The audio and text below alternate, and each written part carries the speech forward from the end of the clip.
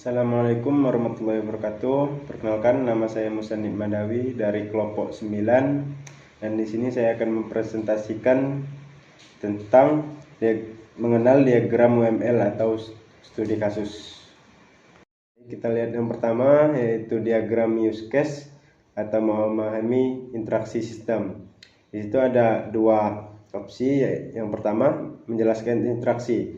Diagram use case menunjukkan bagaimana pengguna atau aktor berinteraksi dengan sistem. Yang kedua, memfokuskan pada perilaku. Dengan diagram ini menggambarkan alur kerja dan fungsional sistem dari sudut pandang pengguna.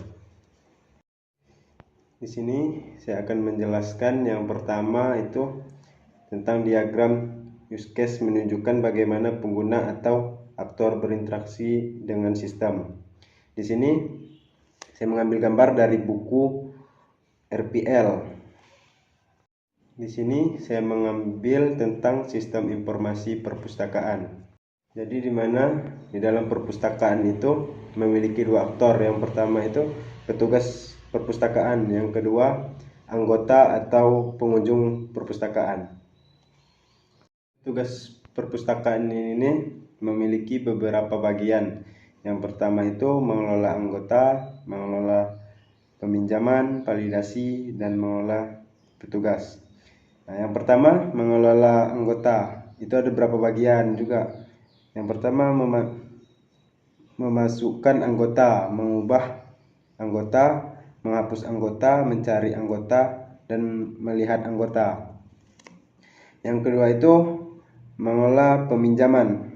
Nah, mengelola peminjaman ini ada beberapa bagian juga. Yang pertama, melakukan peminjaman, mengubah peminjaman, menghapus peminjaman, mencari peminjaman, dan melihat peminjaman. Terusnya ada validasi. Di situ ada login, logout, dan memiliki status login. Selanjutnya, mengelola petugas. Yang pertama itu memasukkan petugas, mengubah petugas, menghapus petugas, melihat petugas, dan mencari petugas. Selanjutnya, tentang diagram kelas, struktur dan sistem. Di sini ada dua bagian juga. Yang pertama itu struktur data. Diagram kelas menunjukkan kelas, atribut, dan metode dalam sistem. Yang kedua itu hubungan antar kelas. Diagram ini menggambarkan bagaimana kelas-kelas saling terkait, seperti generalisasi, sosial, dan agregasi. Baik, studi kasus yang saya bawa sama seperti yang pertama tadi. Yang kita lihat di sini ada 3 komponen. Komponen pertama, komponen atas, komponen bawah, komponen tengah. Jadi komponen atas itu berisikan nama kelas. Yang pertama petugas, pustaka, peminjam, dan anggota. Dan komponen tengah itu berisikan dari atribut kelas. Dan saya sini mau mengambil contoh dari anggota, yaitu ID, nama, alamat, email, dan telepon. Dan komponen terakhir itu komponen bawah. Komponen ini menyertakan operasi yang ditampilkan dalam bentuk daftar, yaitu contohnya get ID, get nama, dan lain-lain.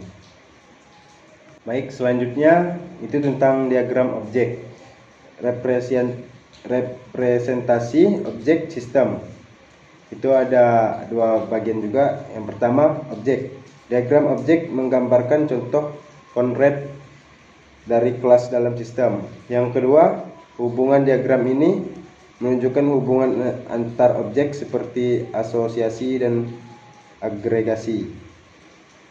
Jadi di sini studi kasusnya objek pustaka yang berisi atribut ID, judul, penerbit, jumlah pengarang, dan objek anggota yang berisi atribut ID, nama, alamat, email, telepon. Selanjutnya objek petugas yang berisi atribut username, paspor, nama, nomor pegawai, hak akses. Selanjutnya berisi objek peminjam berisi atribut ID anggota, ID pustaka, tanggal pinjam, tanggal kembali. Baik, selanjutnya tentang diagram sequence, alur pesan antar objek. Di situ ada dua bagian. Yang pertama urutan pesan, yang kedua alur waktu. Diagram sequence menunjukkan urutan pesan yang dikirim antar objek dalam sistem. Jadi, studi kasus yang saya bawa ini menggunakan use case login ke halaman antarmuka untuk mencari validasi. Dan selanjutnya, alur waktu di sini menggunakan use case mencari pustaka. Petugas perpustakaan login ke halaman antarmuka dan di situ dia mengelola pustaka. Seperti itu. Baik, selanjutnya diagram komunikasi menampilkan interaksi antar objek. Di situ ada dua bagian. Yang pertama interaksi antar objek. Diagram komunikasi menunjukkan hubungan antar objek dan bagaimana mereka berintegrasi. Yang kedua alur pesan. Diagram ini menunjukkan alur pesan dan integrasi antar objek dalam sistem. Jadi studi kasus diagram komunikasi ini tidak jauh berbeda sama yang tadi. Di sini menggunakan use case login, tapi saya akan menjelaskan sedikit. Mana pertama itu petugas perpustakaan. Kita masuk ke from login ke peristiwa antarmuka, login langsung ke validasi. Setelah itu kita query cek login langsung petugas. Setelah itu langsung ke connect basis data. Jadi perbedaan antara diagram komunikasi dan diagram sequence itu tidak jauh berbeda. Baik, selanjutnya tentang diagram status menggambarkan perilaku objek. Di situ ada dua bagian, yang pertama status objek, yang kedua transisi objek. Diagram status menunjukkan berbagai status yang dapat dimiliki suatu objek selama siklus hidupnya. Jadi studi kasusnya seperti ini. Petugas yang dicari ditemukan atau tidak melalui prompt pencarian petugas. Peminjam ditemukan atau tidak melalui prompt pencarian peminjam. Anggota ditemukan atau tidak melalui prompt pencarian anggota. Pustaka ditemukan atau tidak melalui prompt pustaka. Jadi seperti itu studi kasusnya. Selanjutnya diagram aktivitas, alur kerja proses. Ada dua bagian. Yang pertama alur kerja, aliran data. Alur kerja diagram aktivitas menggambarkan langkah-langkah atau aktivitas dalam suatu proses. Aliran data, diagram ini menunjukkan bagaimana data mengalir antar aktivitas dalam proses. Jadi studi kasus diagram ini memiliki dua aktor. Yang pertama itu aktor petugas dan aktor pengguna. Nah, yang pertama aktor petugas. Aktor petugas itu langsung login, menampilkan menu. Di dalam menu itu ada beberapa bagian. Yang pertama itu mengelola pengguna, mengelola anggota, mengelola peminjam, dan mengelola petugas. Setelah itu baru bisa logout. Dan yang kedua itu ada aktor pengguna. Aktor pengguna itu